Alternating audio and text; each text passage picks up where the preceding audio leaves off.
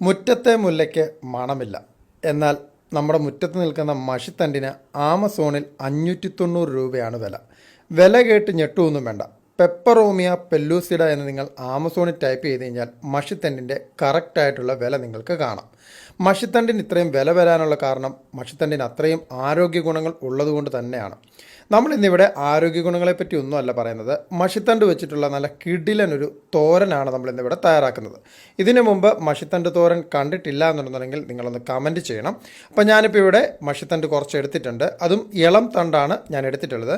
അതിലേക്ക് കുറച്ച് വെള്ളം ആദ്യം ഒഴിച്ചു കൊടുക്കുന്നുണ്ട്. ഇനി ഇതിലേക്ക് നമ്മൾ ചേർക്കുന്നത് മഞ്ഞൾപ്പൊടിയാണ്. ഒരു 1/4 ടീസ്പൂൺ മഞ്ഞൾപ്പൊടി ഇട്ടിട്ട് നമ്മളൊരു അരമണിക്കൂർ നമ്മളിതുപോലെ ഒന്ന് വെക്കുന്നുണ്ട്.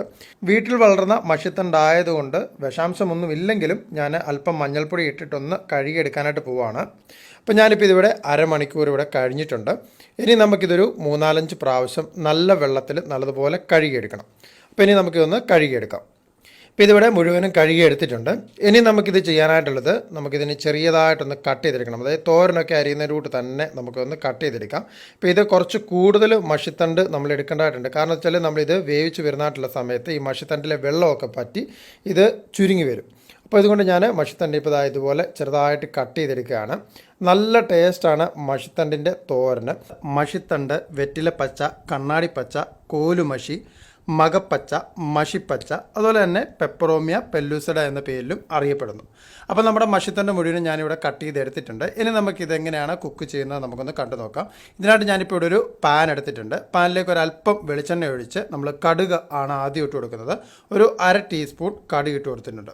ഇനി ഈ കടുക് ഒന്ന് പൊട്ടി വരുന്നതായിട്ടുള്ള സമയത്ത് നമുക്കൊരു 2 തണ്ട് കറിവേപ്പില കൂടി നമ്മൾ ചേർത്ത് കൊടുക്കുന്നുണ്ട്. കറിവേപ്പില ഒന്ന് വാടി വരുന്നതായിട്ടുള്ള സമയത്ത് ഒരു 6-7 ചെറിയ ഉള്ളി നമ്മൾ വട്ടത്തിലരിഞ്ഞുകൂടി ചേർത്ത് കൊടുക്കുന്നുണ്ട്. ചെറിയ ഉള്ളി ചേർത്ത് കഴിഞ്ഞാൽ നല്ല ടേസ്റ്റ് ആയിരിക്കും നമ്മുടെ തോരന്. അതേപോലെ തന്നെ ഒരു അരമുറി സവാള ചെറിയതായിട്ട് കട്ട് ചെയ്തതും ചേർക്കുന്നുണ്ട്. ഇനി വേണ്ടത് ഒരു 3 പച്ചമുളകാണ്. അതും നമ്മൾ വട്ടത്തിലരിഞ്ഞത് ചേർത്ത് കൊടുക്കുന്നുണ്ട്. അതിനുശേഷം ഇത് നല്ലതുപോലൊന്ന് ഇളക്കിയെടുക്കുക. ഇനി സവാളയൊക്കെ നല്ലതുപോലൊന്ന് വഴറ്റിയെടുക്കണം. സവാളയൊന്ന് പകുതി വഴറ്റി വരുന്നതായിട്ടുള്ള സമയത്ത് നമ്മൾ അരിഞ്ഞു വെച്ചിട്ടുള്ള മഷിത്തണ്ട് ചേർത്ത് കൊടുക്കാവുന്നതാണ്. മഷിത്തണ്ട് ചേർക്കുന്നതായിട്ടുള്ള സമയത്ത് നമ്മൾ ആദ്യം ലോ ഫ്ലെയിമിലാണ് വെച്ചിട്ടുള്ളത്. കാരണം ഈ വെള്ളമൊക്കെ നല്ലതുപോലെ ഒന്ന് വലിഞ്ഞു വരണം. ആ വെള്ളത്തിലാണ് നമ്മൾ ഈ ഒരു മഷിത്തണ്ട് നല്ലതുപോലെ വെന്ത് വരേണ്ടത്. വെന്ത് വന്ന് കഴിയുമ്പോഴത്തേക്ക് നല്ല ടേസ്റ്റ് ആയിരിക്കും. അതിനോടൊപ്പം തന്നെ നമ്മൾ കുറച്ച് തേങ്ങ, നമ്മുടെ ആവശ്യത്തിനുള്ള തേങ്ങ ചേർക്കുന്നുണ്ട്. അതേപോലെ തന്നെ ഇനി ചേർക്കുന്നത് നമ്മുടെ ആവശ്യത്തിനുള്ള ഉപ്പാണ്. ഞാനൊരു 1/2 ടീസ്പൂൺ ഉപ്പ് ചേർക്കുന്നുണ്ട്. അതിനോടൊപ്പം തന്നെ ഒരു 1/4 ടീസ്പൂൺ മഞ്ഞൾപ്പൊടിയും ചേർക്കുന്നുണ്ട്. ഇനി ഇതിനെ നല്ലതുപോലൊന്ന് ഇളക്കി മിക്സ് ചെയ്തെടുക്കുക. ഇനി നമുക്കിത് കുറച്ച് സമയം നമുക്ക് അടച്ചു വെച്ചിട്ടൊന്ന് കുക്ക് ചെയ്തെടുക്കാം. ഈ തണ്ടൊന്ന് വെന്ത് വരാനായിട്ടൊരു അല്പം സമയം എടുക്കും. നമുക്കിനി ഒന്ന് ഓപ്പൺ ചെയ്ത് നോക്കാം. ഇപ്പോൾ ഇവിടെ നമ്മുടെ മഷിത്തണ്ട് നല്ലതുപോലെ വെന്ത് വന്നിട്ടുണ്ട്. ഈ മഷിത്തണ്ട് ഒരു ആഹാരമായിട്ട് ഏറ്റവും കൂടുതൽ ഉപയോഗിക്കുന്ന രാജ്യം ഫിലിപ്പീൻസ് ആണ്. അപ്പോൾ നമ്മളുടെ മഷിത്തണ്ട് തോരൻ ഇവിടെ റെഡി ആയിട്ടുണ്ട്. നമുക്ക് ടേസ്റ്റ് ചെയ്ത് നോക്കാം. ഓക്കെ,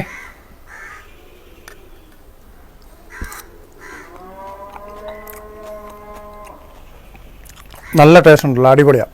നമ്മളിത് കഴിക്കുമ്പം കമ്പയർ ചെയ്യാൻ പറ്റുന്ന നമുക്ക് കൂണിനോട് നമുക്ക് കമ്പയർ ചെയ്യാം. കാരണം ഇതിൻ്റെ ആ ഒരു തണ്ട് കഴിക്കുന്നതായിട്ടുള്ള സമയത്ത് കറക്റ്റ് ആ ഒരു ഫീലാണ് നമുക്ക് കിട്ടുന്നത്.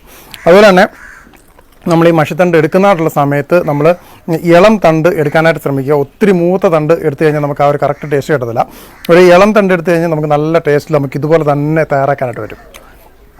അടിപൊളിയായിട്ടോ. നമുക്ക് ഈ നല്ല ചൂടായിട്ടാണ് നമുക്ക് ചുമ്മാ ഇതിങ്ങനെ കോരി തിന്നാനും അടിപൊളിയാണ്.